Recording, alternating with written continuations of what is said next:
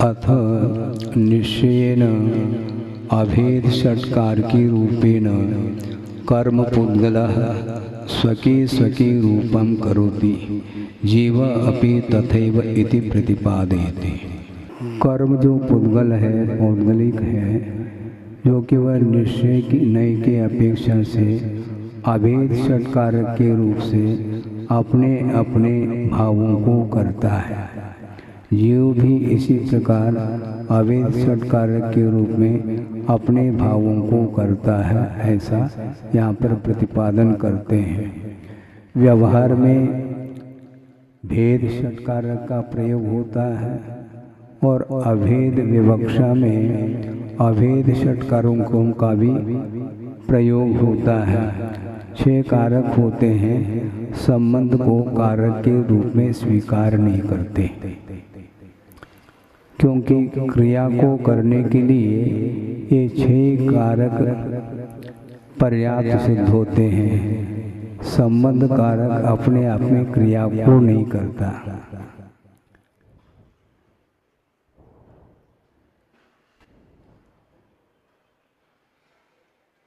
जैसे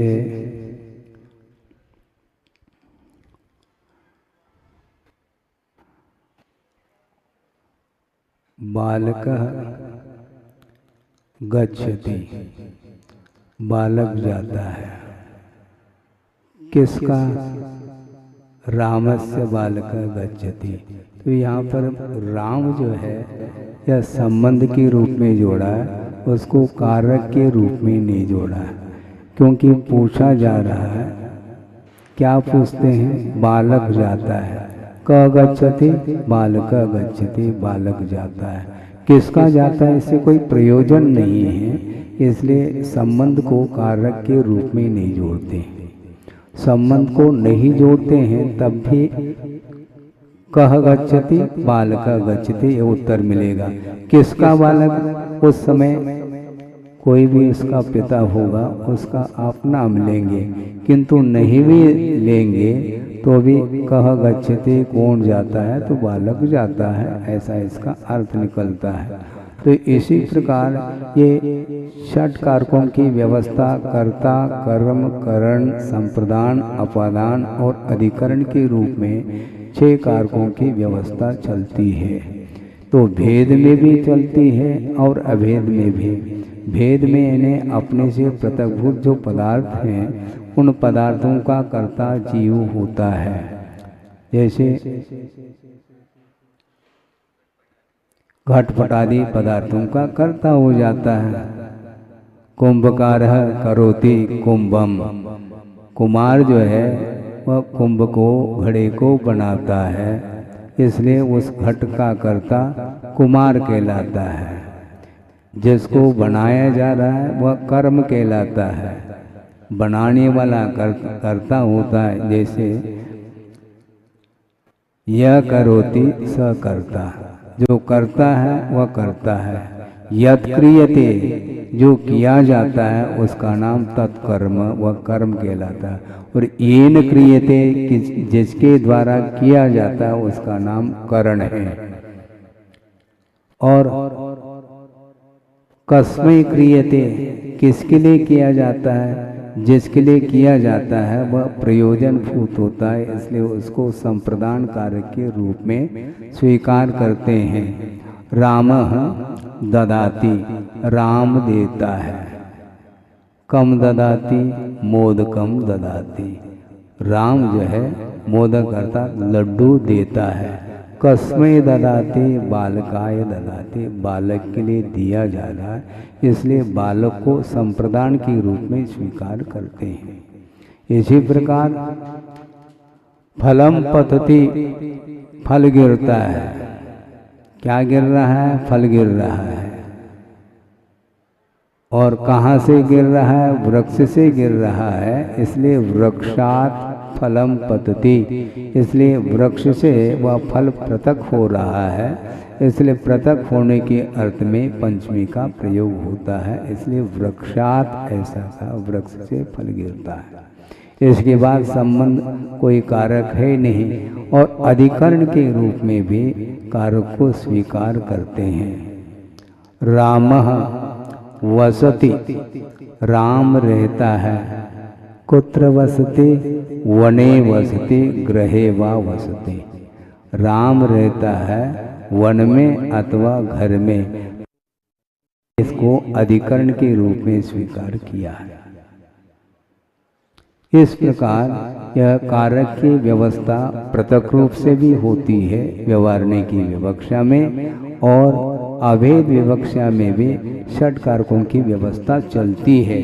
तो निश्चय की विवक्षा में अभेद षट कारक के रूप से पुद्गल, जो कर्म पुद्गल है, वह अपने अपने कर्म को करता है अथवा भावों को करता है, ऐसा कहा जाता है। इसी प्रकार जीव भी अभेदने की विवक्षा से षट कारक की अपेक्षा से अपनी भावों का कर्ता होता है, ऐसा प्रतिपादन यहाँ पर किया जा रहा है। कुछ कह रहे हैं? कम मम्पि सगम कुवदी सेन सहावेन सम्मप्पाणम जीवो वितारिसवो कम सहावेन भावेन। कम्मपि सगम कुवदी, कर्म स्वयं करता है। किसके द्वारा? सेन सहावेन, अपने स्वभाव के द्वारा स्वयं कर्म करता है। किसको? कर्म को करता है। कम्मम सगम कुवदी, सम्मम यानी भली प्रकार से, अप्पानम यानी अपने आप को करता है। अप्पानम कम्मम सगम कुवदी, अपने भाव को वह कर्म स्वयं करता है। जीव भी इसी प्रकार तारिस वो, यानी जिस प्रकार पुद्गल द्रव्य स्वयं अपने परिणामों के द्वारा कर्म का कर्ता होता है, उसी प्रकार जीव भी कम स्वभावेन भावेन, कर्म स्वभावेन भावेन का अर्थ क्या? भाव कर्म रूप भाव के द्वारा जीव भी अपने भावों का कर्ता होता है। इस प्रकार यहाँ पर विषय गाथा में संक्षेप से दिया है। कर्म कर्तृ स्वयमपि स्वयमेव करोति। कर्म जो है वह कर्ता के रूप में है। स्वयमपि स्वयमेव, स्वयं ही करता है। किं करोति? क्या करता है वह कर्म? जो कर्ता के रूप में है। सम्यक यथाभूति आत्मानं द्रव्य कर्म स्वभावम,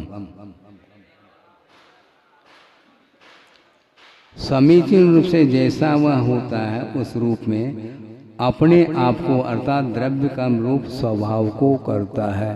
यानी पुद्गल जो कर्म है वह अपने आप को द्रव्य कर्म के रूप में स्वयं ही स्वयं का कर्ता होता है।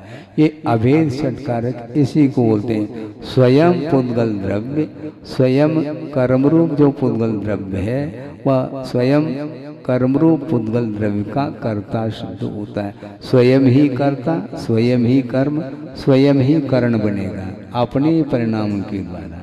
केन कारण भूतेन, हाँ, किस कारण के रूप से? सगेन भावेन, स्वकीय स्वभावेन अभेद षटकार की रूपेण।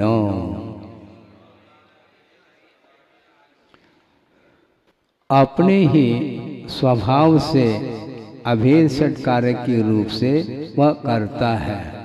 जीवा पिच तादृशः, जीव भी उसी प्रकार। केन कृत्वा, किस रूप से? कर्म स्वभावेन अशुद्ध भावेन रागादि परिणामेन।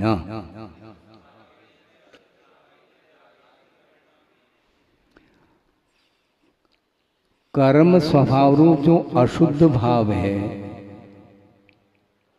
कर्म स्वभाव रूप जो अशुद्ध भाव है, जो कि रागादि परिणाम है, उसके माध्यम से अपने भावों का कर्ता जीव होता है। अशुद्ध निश्चय नहीं के अपेक्षा से जीव रागादिक भावों का कर्ता सिद्ध होता है, वह स्वयं ही करता है, वह स्वयं ही करता है। उसमें क्योंकि अभेद षटकारक है, इसलिए निमित्त को गौण किया जाता है। अपने ही परिणामों के द्वारा, रागादिक परिणामों के द्वारा वह रागादिक परिणामों का कर्ता सिद्ध होता है। तथा ही उसी को यहाँ पर खोल रहे हैं, कर्म पुद्गल कर्ता। कर्म पुद्गल कर्ता के रूप में है, कर्म पुद्गलम कर्मतापन्नम। कर्म को प्राप्त जो कर्म पुद्गल है उसको वह कर्म पुद्गल करता होता है, यानी अपना स्वयं ही अपने भावों का कर्ता सिद्ध होता है। अपने आप को कर रहा है वह स्वयं, करने वाला भी स्वयं और ऑब्जेक्ट अर्थात कर्म भी स्वयं ही बन गया। कर्म पुद्गलेन करणभूतेन, किसके द्वारा करता है? करण रूप जो पुद्गल द्रव्य है उसके द्वारा ही स्वयं कर्म रूप पुद्गल द्रव्य है, और स्वयं कर्म रूप जो पुद्गल द्रव्य है वह करता है, वह अपने पुद्गल द्रव्य को स्वयं कर रहा है, अपने ही द्वारा कर रहा है। करणभूतेन कर्म पुद्गलेन, इन्हें कर्म पुद्गल जो है ना, कर्म के रूप में जो परिवर्तन को प्राप्त हो रहा है उसमें और किसी पृथकभूत द्रव्य का हाथ नहीं है, निश्चय नहीं की विवक्षा से स्वयं स्वयं के द्वारा स्वयं को कर रहा है। कर्म पुद्गलाय निमित्तम, अब यहाँ पर निमित्त का अर्थ प्रयोजन, स्वयं के लिए वह कर रहा है, स्वयं के निमित्त ही वह परिणमन कर रहा है, किसी दूसरे के निमित्त नहीं। कर्म पुद्गलात् सकाशात् कर्म पुद्गले अधिकरण भूते करोति इति। कर्म पुद्गलात् सकाशात् यानी कर्म के माध्यम से या कर्म से ही वह कर्म रूप पुद्गल द्रव्य परिणमन कर रहा है। यहाँ पंचमी विभक्ति का भी प्रयोग हुआ है, और अधिकरण रूप जो पुद्गल द्रव्य है उसी में वह कर्म द्रव्य कर्म रूप पुद्गल द्रव्य परिणमन कर रहा है। आधार वही हुआ, स्वयं ही कर्ता, स्वयं ही कर्म, स्वयं ही करण, स्वयं ही संप्रदान, स्वयं ही अपादान और स्वयं ही अधिकरण के रूप में वह उपस्थित होकर के कर्म रूप परिणमन करता चला जाता है। दूसरे का इसमें हाथ नहीं है। हाँ, निमित्त के अपेक्षा से जीवगत जो रागादिक भाव है उन भावों के निमित्त के बिना वो कर्म रूप परिणमन अपने आप को नहीं करा सकता, किंतु उपादान की दृष्टि से उसकी विवक्षा बनाते हैं तो वह पुद्गल द्रव्य स्वयं ही वह परिणमन कर रहा है। इस प्रकार अभेद षटकार के रूप में न परिणममान कारकांतरम न अपेक्षते।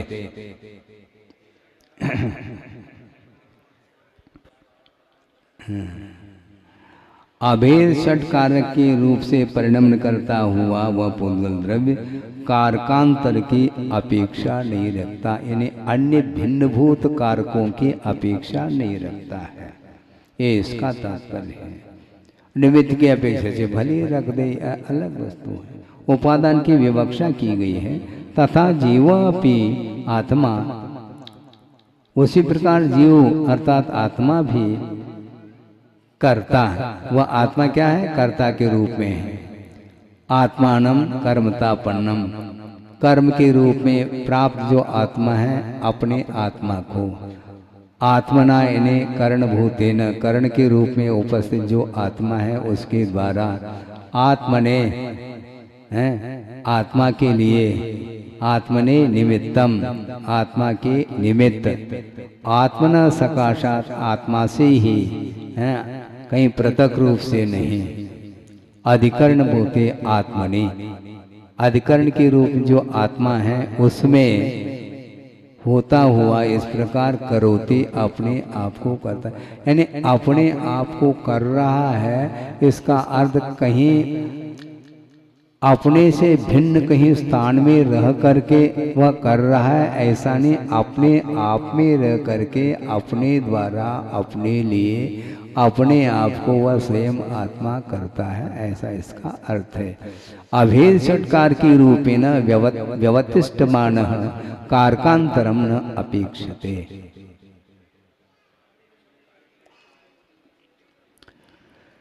अभेद षट्कार के रूप से वह परिणमन करता हुआ ठहरता हुआ कारकांतर के अपेक्षा नहीं रखता। अयम अत्र भावार्थः, यहाँ पर यह भावार्थ है।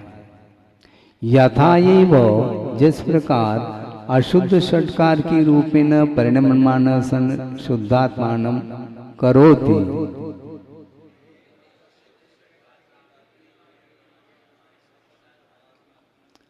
जिस प्रकार अशुद्ध षट्कार के रूप से परिणमन करता हुआ वह आत्मा शुद्ध सन, इसमें संधि हो गई है, आकार निकल रहा है। अशुद्ध रूप भैया अशुद्ध षट्कार के रूप से परिणमन करता हुआ वह आत्मा अशुद्ध आत्मानं करोति, अशुद्ध आत्मा को करता है। तथैव उसी प्रकार शुद्ध आत्म तत्व सम्यक श्रद्धान ज्ञान अनुष्ठान रूपेण अभेद षट्कार के स्वभावेन परिणममान सन शुद्धम आत्मानं करोति।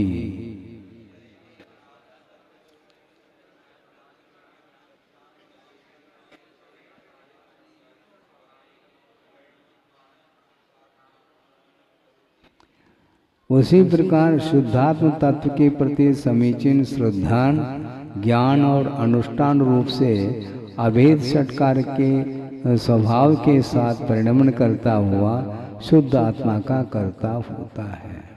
वस्तु कर्ता कर्म, इससे ऊपर उठना खेल नहीं है। कर्ता और कर्म रूप भाव से ऊपर उठना श्रवण के लिए भी कठिन होता है। कोई भी कार्य करता है, मैं इसका करता और मेरे ये कर्म, मैंने किया, मया इदम कार्यम कृतम, मैंने ये कार्य किया है, ये भाव आता है, आना नहीं चाहिए।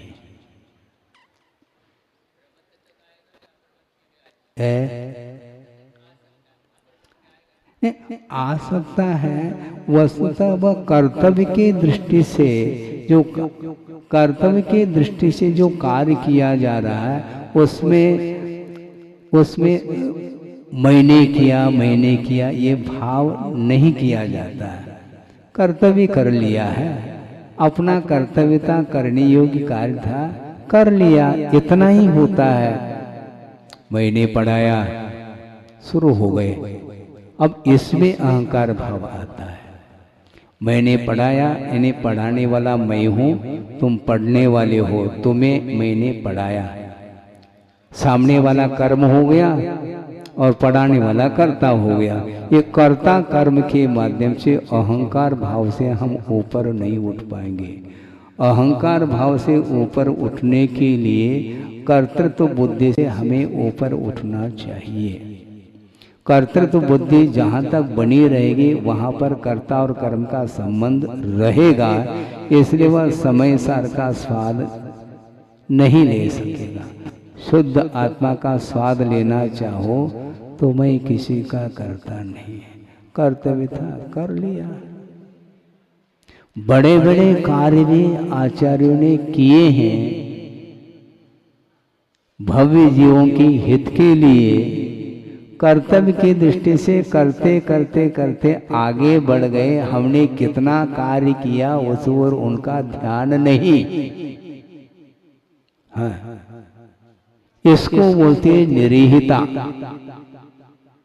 क्या मैंने हर बात में मैंने किया, मैंने ये सब क्या है।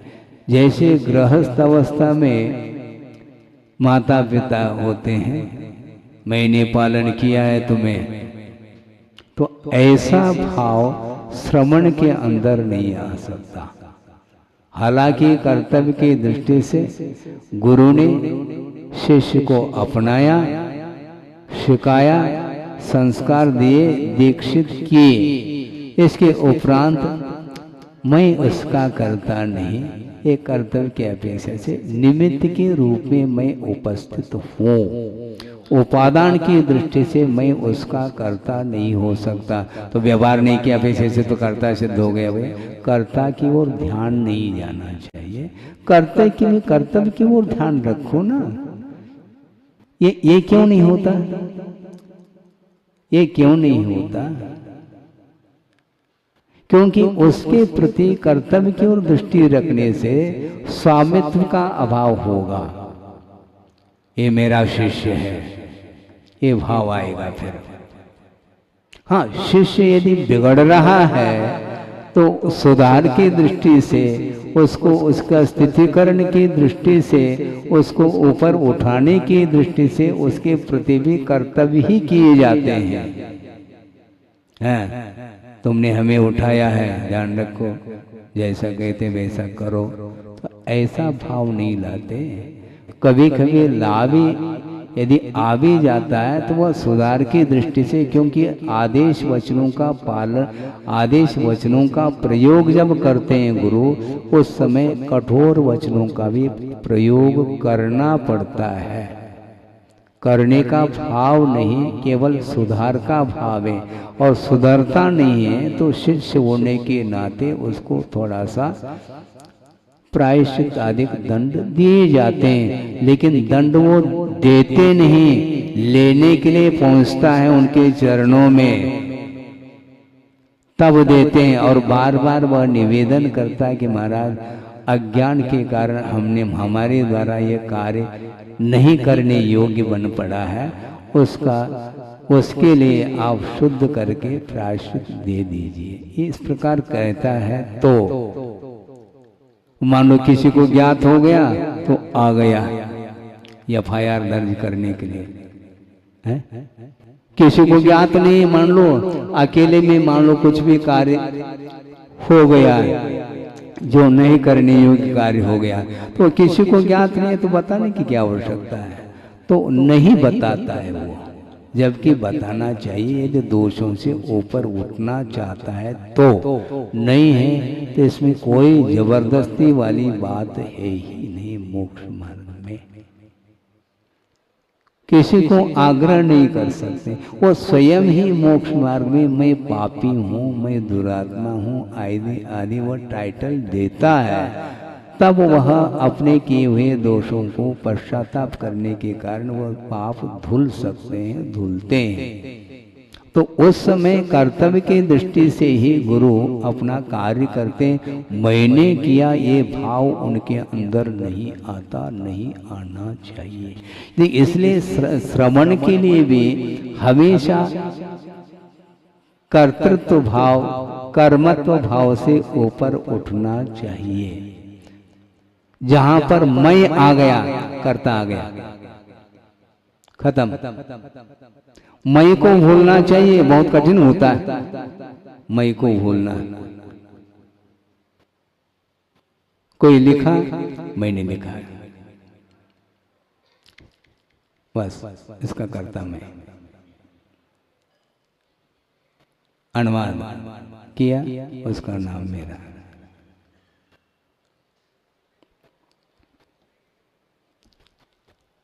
अब क्या करोगे?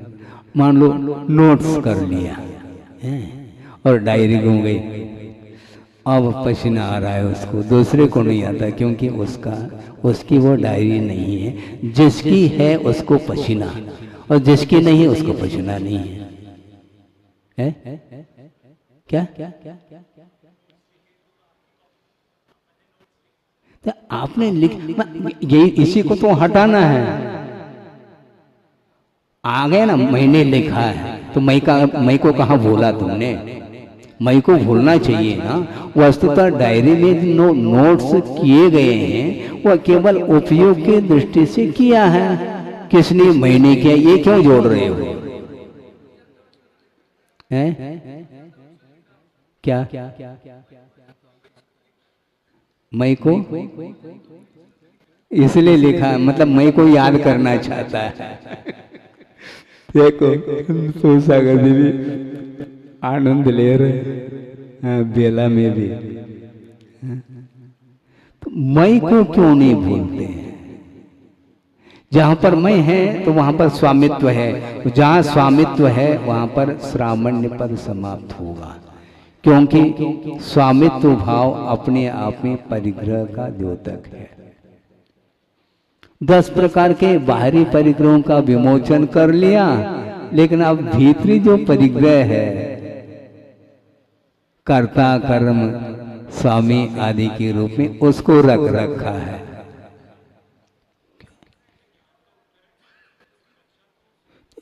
रक्षा करो बस, इतने नाम रखने से रक्षा होती है क्या?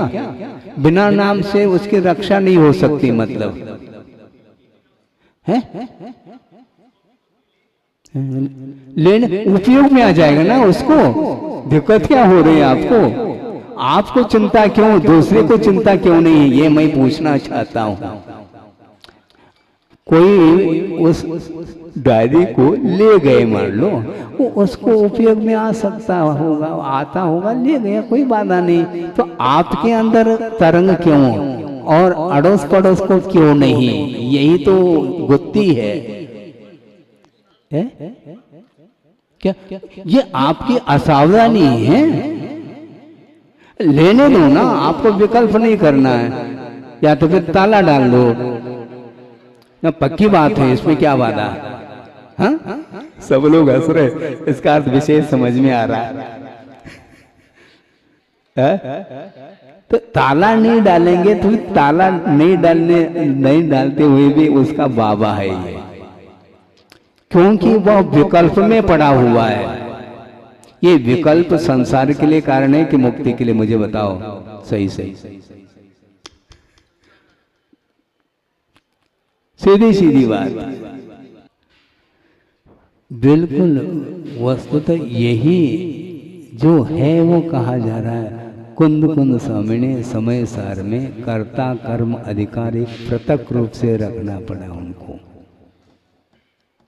जो मैं इसका कर्ता, यह मेरा कर्म मैंने किया, मेरे लिए किया है, अथवा दूसरे के लिए भी किया है तो मैंने किया है, ये सब क्या है?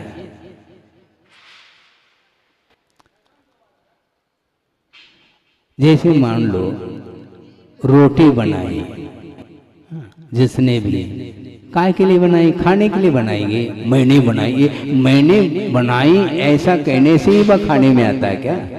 खाने के लिए बनाया है, खाओ, हम भी खाते, तुम भी खाओ, मिलकर के खाओ ना। मैंने बनाया ये भाव रखे बिना क्या यह कार्य नहीं हो सकता है क्या?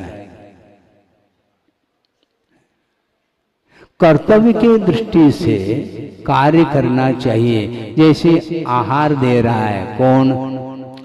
दाता, देने वाला दाता, मैंने दिया, ऐसे बिना कहे दे नहीं सकते। जब श्रवण के भूमिका में कठिनाई हो रही है तो श्रावक कैसा इससे ऊपर उठ सकता है?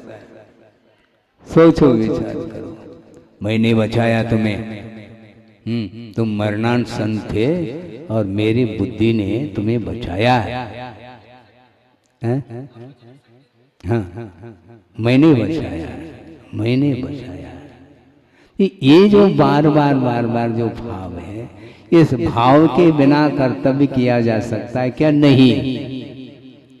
बस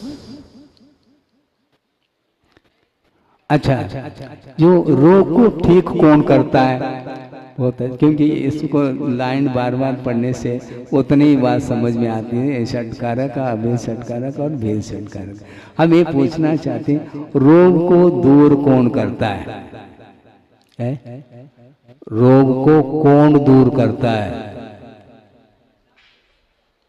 ये भी नहीं आ रहा है। डॉक्टर करता है ना? रोग को डॉक्टर दूर करता है। ये हो गया, डॉक्टर कह दो ना, उसका नाम क्यों ले रहे हैं आप? समस्या ये है, डॉक्टर ने रोग को दूर किया। किसने किया? डॉक्टर ने किया। बस कॉमन नाउन। प्रॉपर नाउन की आवश्यकता क्या है, हमें ये बताओ आप। यदि आवश्यकता है तो बहुत सारे डॉक्टर हैं, उनमें से जिस डॉक्टर ने उस रोग को दूर किया है, उस अपेक्षा से उस रोगी को दूर कर रहा है, तो उस रोग में वह निष्णांत है, इस अपेक्षा से उस डॉक्टर को दिखाओ, ऐसे कहने की अपेक्षा से इस प्रयोजन को लेकर के डॉक्टर का नाम लिया जाता है। इससे ज्यादा उसका कोई उपयोग नहीं होता। हाँ, उसके क्योंकि लोक व्यवहार चलाने के लिए नामकरण की आवश्यकता पड़ी और उस नाम को लेकर के अहंकार शुरू हो गया। अहंकार के लिए नाम निक्षेप का प्रयोग किया क्या? बहुत सारे लोग हैं, किसी एक को बुलाना है तो नामकरण की आवश्यकता होती है, और नाम ले लिया, हमें भरी सभा में मुझे बुलाया है, हो गया शुरू, है ना। इतने लोग थे, किंतु महाराज की दृष्टि मेरी ओर गई है, मुझे बुलाया, इसका मैं विशिष्ट व्यक्तित्व मेरा है, ऐसा जो मन में भाव आ गया, ये हानिकारक है। जहां पर मैं मेरे का संबंध आ गया तो वहां पर स्वामित्व भाव आ गया। काम होगा इसलिए बुलाया है, बुलाया तो कर्तव्य की दृष्टि से हमें काम करके बस फिनिश। कैसे ऊपर उठेंगे?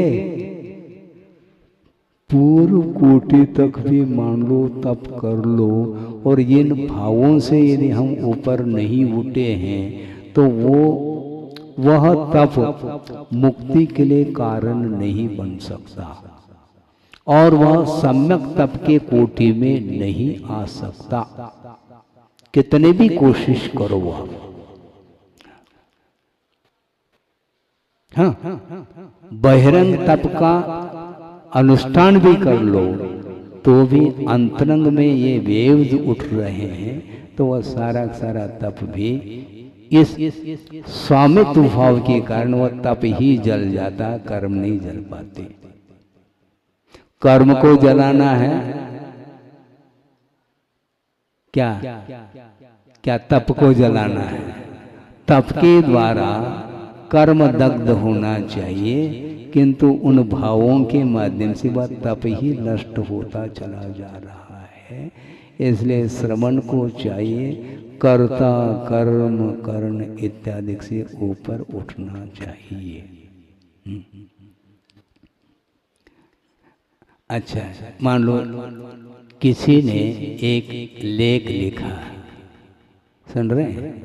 किसी ने एक लेख लिखा है, तो लेख का कर्ता वह स्वयं है, लेख उसका वह कर्म कहलाया, और दूसरे ने उस लेख को पढ़ा, और लेख जिसके लिए लिखा गया था उसका उद्देश्य तो अलग है, किंतु उसके राइटिंग को लेकर के वह प्रभावित हो रहा है। तो स्वयं भी लेखक सोचता, देखो हमने कितने राइटिंग, तो देखो मेरी राइटिंग आ गया, मेरी इस परिधि से ऊपर नहीं उठ पाओगे आप। और राइटिंग में क्या मतलब? लेख के माध्यम से भावों को प्रेषित किया जा रहा है। कोई विषय संबंधी लेख लिखा है, वह भाव हमारा आप तक पहुंच जाए शब्दों के माध्यम से, इतना ही प्रयोजन था वहां पर। यही एकमात्र निमित्त अर्थात प्रयोजन है, इसके लिए ये चतुर्थी का प्रयोग हो रहा है, किंतु इसमें उलझ गया। राइटिंग को लेकर के कंपेयर करता है, तुम्हारी राइटिंग देखो, हमारी देखो,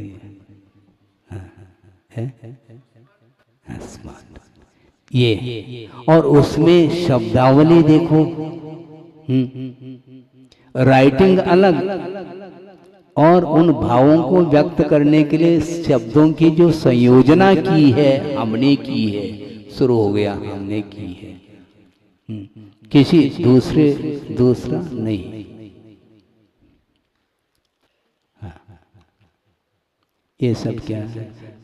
केवल उस लेख को लिखने का प्रयोजन भावों को प्रेषित करना है, अपने भावों को किसी सब्जेक्ट को लेकर के लेख लिखा गया है, तो वह सब्जेक्ट दूसरे तक पहुंच जाए ताकि उसका भी हित हो जाए। इस उद्देश्य को लेकर के लिखा है, लिखना चाहिए वो रह करके ये शुरू हो गया वो है। और मैंने जो लेख लिखा है वो मात्र 15 मिनट में हमने लेख लिखा है और उसको कई दिन लग गए। आ गया? ये सब क्या है? दूसरे के साथ कंपेरेटिवली स्टडी, तुलनात्मक भाव जब तक आपके अंदर रहेंगे तब तक यही भाव उत्पन्न होंगे। प्रत्येक कार्य के साथ एक दूसरे के साथ तुलना करके अपने आप को वह बहुत उसको क्या बोलेंगे, किन शब्दों में कहेंगे,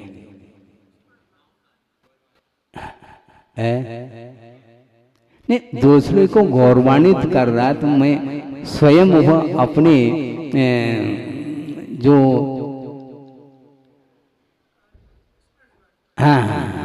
निष्णांत हूं मैं उस विषय में,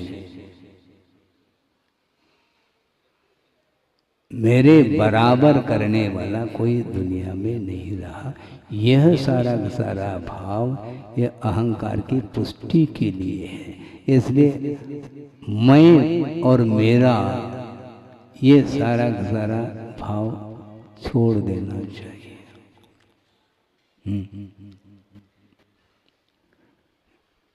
दर्शन मुनि की क्षपना की है मान लो, तो उसमें वो भी तो एक कार्य हुआ है, तो उसमें ये भाव आएंगे क्या? दर्शन मुनि की क्षपना करते समय ऐसे भाव आएंगे तो दर्शन मुनि की क्षपना ही संभव नहीं है। व्यवहार की भूमिका में रहने वाला व्यक्ति कभी भी आंतरिक कार्य को नहीं कर सकता। बाहरी कार्य को करना तो फिर भी ठीक है, लेकिन भीतरी जो कार्य है, विशुद्धतम कार्य है, उसको करने वाला व्यक्ति बहुत भीतर ही रहता है और करता रहता है। और भगवान भी ये कहने लग जाए, ये ध्यान रखो मेरे पाद मूल के बिना दर्शन मुनि की क्षपना नहीं हुई है, ये ध्यान रखो। ऐसा उनके अंदर भाव आ जाए, उनके पाद मूल की कोई आवश्यकता नहीं, उनके पाद मूल में कोई जाएगा ही नहीं, है ही नहीं ना। पाद तो है लेकिन भगवान हो, केवली दुगंते कहा, केवली अथवा श्रुत केवली के पाद मूल में उनकी सन्निधि में वह कार्य होता है। मतलब उनके अंदर कितने उज्जवल भाव होंगे। इसलिए औदैक भाव से ऊपर उठो, ये औदैक भाव ही माना जाता है। परिग्रह जहां तक है वहां तक ये औदैक भाव रहेगा। बहुत कठिन काम है।